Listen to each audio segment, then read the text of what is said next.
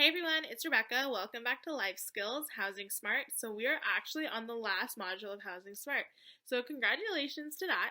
So, in Module 4, we're going to go over the rights and responsibilities that a tenant has, as well as what the landlord has, and also some resources and things to do if you feel that these rights and responsibilities have been breached. So, let's get started. Alright, so in the bio, I have listed some different websites that go more into detail about your rights and responsibilities as a tenant and a landlord, but I just wanted to go over some key points from that. So, first one being you cannot be refused an apartment or treated unfairly based on your race, gender, sexuality, citizenship, disability, or marital status. This is all a form of discrimination, so just keep an eye out for that.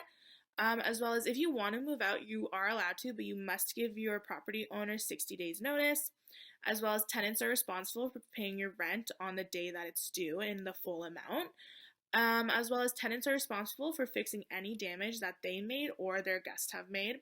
As well as a tenant cannot legally be evicted because they have a pet in violation of the no pets rental agreement.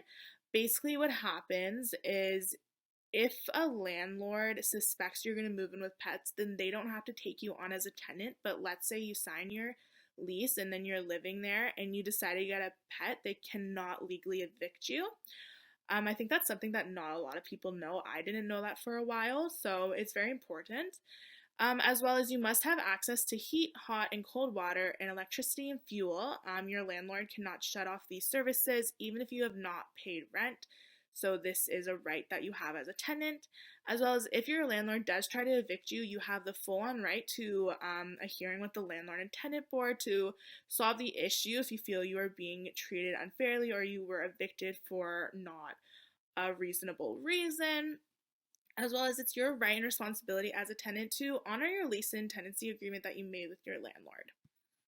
All right, so getting into your landlord's rights and responsibilities. So, your landlord can ask you for a deposit. This is usually first and last month's rent, is what they ask for. As well as the landlord must provide a tenant with a receipt for rent upon request. So, basically, if you move out and you want to collect your rent receipts to do your taxes, you can ask your landlord or previous landlord, and they legally have to give you those receipts. As well as your landlord is allowed to raise the rent cost every year based on a certain percentage that is legal. This is very common and it is allowed, but they have to give you a written notice of at least 90 days before it actually comes into effect. As well as a landlord is responsible for getting rid of pests. So let's say you come across roaches or bed bugs, you have to notify your tenant right away, and it's their responsibility to get a pest control in there to solve the situation. As well as a landlord must provide 24 hours notice to enter your unit and can only enter your unit with a reasonable reason. They can't just randomly come. As well as if the landlord and tenant have agreed to end the tenancy, the landlord can enter to show future buyers or renters between 8 a.m. and 8 p.m., but they should let you know before doing so. As well as a landlord can only enter a unit without notice if it's an emergency like a fire or flood. As well as a landlord must provide access to hot and cold water, electricity, and heat, like we talked about before. They cannot shut that off even if you don't pay rent.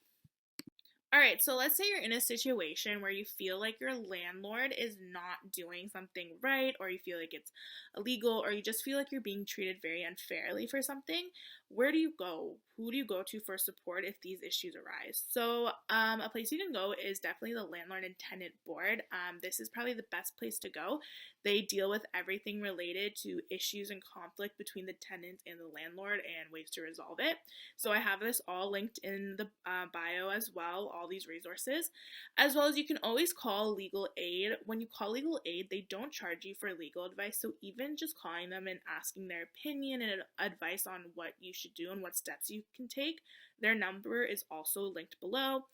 As well as you can file a complaint with the Ontario Ministry of Municipal Affairs and Housing. That is also linked below. So there are definitely steps you can take if you feel that an issue is arising and you need more support. Alright, so to end off this module, I wanted to play a fun little game of true or false. So I have some questions and we're going to go through it, decide is it true or false, and discuss the reasons why it is true or false. So number one, a landlord can enter your apartment at any time. What do you think? Is this true or is this false? It is false. Your landlord cannot enter your unit at any time. They need to give you a notice and a reason why they are entering. Number two, you can withhold rent if the landlord does not complete a maintenance request in the unit. Is this true or false? This one's kind of a tricky one in my opinion. But the answer is false. You cannot withhold rent. What you can do is you can speak to your landlord about it and kind of say, like, if you're not going to take care of this, then I'm going to go to a higher authority like the landlord and tenant board. But yeah, definitely communication with your landlord is key in this situation. And if that's not working, go to a higher authority. Number three, a landlord must give you a copy of the lease within 21 days of moving into your unit. Is this true or is this false? This is, drumroll please, true. Your landlord has to give you a copy of the lease within 20 days. This is very important because this is the agreement that you signed off on. So make sure you get that within 21 days. And it's okay to prompt the landlord and remind him or her about it. So don't be afraid to communicate these things with your landlord. Number four, a landlord can shut off services like heat, gas, and hot water if you do not pay rent. True or false? This is also false.